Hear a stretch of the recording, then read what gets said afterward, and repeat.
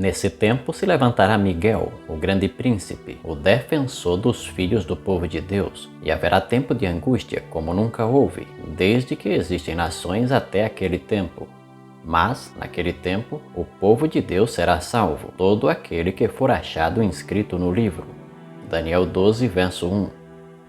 Muitos estão esperando um céu de brigadeiro, contudo o que acabamos de ler nas Escrituras nos adverte que o mundo passará por um tempo de terrível angústia, como nunca houve desde que existem nações na terra. A profecia indica que esta será a maior e, felizmente, a última angústia vivida pelo povo de Deus que será salvo dela. Contudo, uma pergunta costuma se fazer: por que Deus permite que o seu povo sofra? Afinal, somos informados e cremos que Ele nos ama. Qual o propósito divino ao permitir que seus amados filhos sofram? Teria a Bíblia, o livro de Deus, respostas para estas perguntas? O patriarca Jó declarou: o ser humano, nascido de mulher, vive breve tempo cheio de inquietação. Jó 14, verso 1. O salmista disse: sobre mim vieram tribulação e angústia. Salmo 119, verso 143. Algumas vezes a tribulação, que promove a angústia, sobrevém aos mais dedicados servos de Deus. Paulo declarou: porque não queremos, irmãos, que vocês fiquem sem saber que tipo de tribulação nos sobreveio na província da Ásia. Foi algo acima das nossas forças, a ponto de perdermos a esperança até da própria vida. Segundo aos Coríntios 1, verso 8. Os salvos vitoriosos sobre a besta e sua imagem são os que vêm da grande tribulação. Apocalipse 7, verso 14. Deus não é insensível ao sofrimento de seu povo. Ele diz: conheço a tribulação pela qual você está passando. Apocalipse 2, verso 9. Ele até nos encoraja diante do sofrimento que parece se aproximar. Ele diz: não tenha medo das coisas que você vai sofrer. Apocalipse 2, verso 10. Deus não evita que o seu povo sofra, pede, porém, que o seu povo não tenha medo do sofrimento que se aproxima. Mas por que Deus permite seu povo sofrer? O próprio Jesus declarou a seu respeito: é necessário que o Filho do Homem sofra muitas coisas. Lucas 9, verso 22. O sofrimento pode tornar o ser humano melhor? Vejamos como os escritores da Bíblia entendiam essa possibilidade. A possibilidade de o sofrimento trazer algum benefício para o crescimento do ser humano. O apóstolo Paulo questionou os Gálatas: será que vocês sofreram tantas coisas em vão? Gálatas 3, verso 4. O apóstolo Paulo entendia que o sofrimento deveria trazer algum benefício para o sofredor. Para Paulo, o sofrimento experimentado tornaria a vítima mais sensível para com aqueles que sofrem. Ele escreveu: é Ele que nos consola em toda a nossa tribulação, para que, pela consolação que nós mesmos recebemos de Deus, possamos consolar os que estiverem em qualquer espécie de tribulação. Segundo aos Coríntios 1, verso 4. Paulo cria que Deus era capaz de consolar os seus filhos sofredores e capaz de ensiná-los a serem misericordiosos com os demais.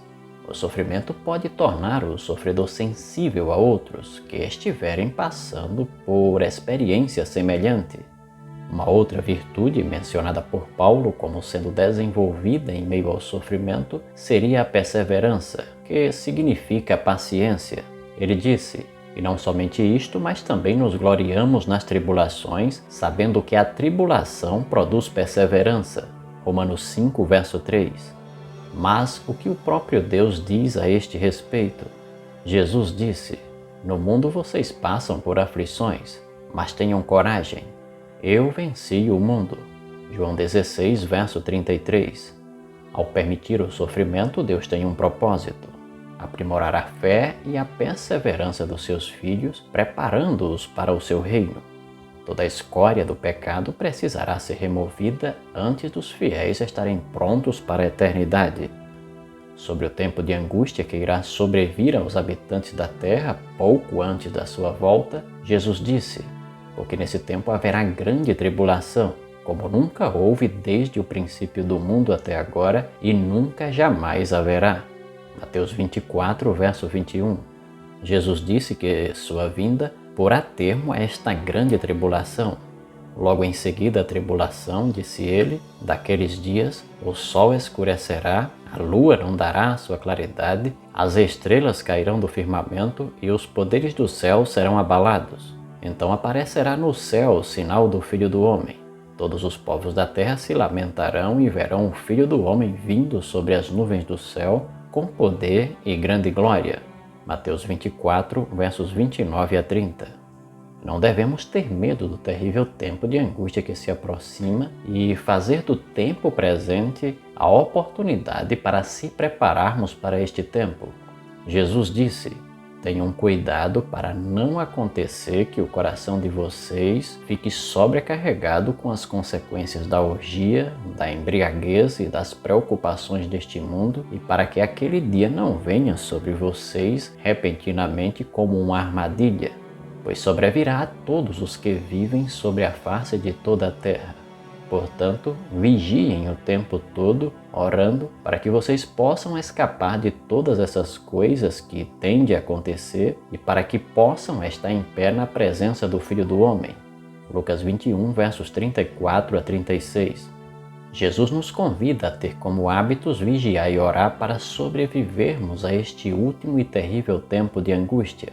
O tempo de angústia, ou a grande tribulação, será a prova final que o povo de Deus irá enfrentar. A promessa de Jesus para o seu povo é: aquele, porém, que ficar firme até o fim, esse será salvo. Mateus 24, verso 13. Portanto, não permitamos que nenhum sofrimento no presente nos separe de Deus, mas permitamos que Deus use este sofrimento para nos aperfeiçoar e preparar-nos para o seu reino. Diante das dores, aprendamos a orar. Venha o seu reino e seja feita a sua vontade.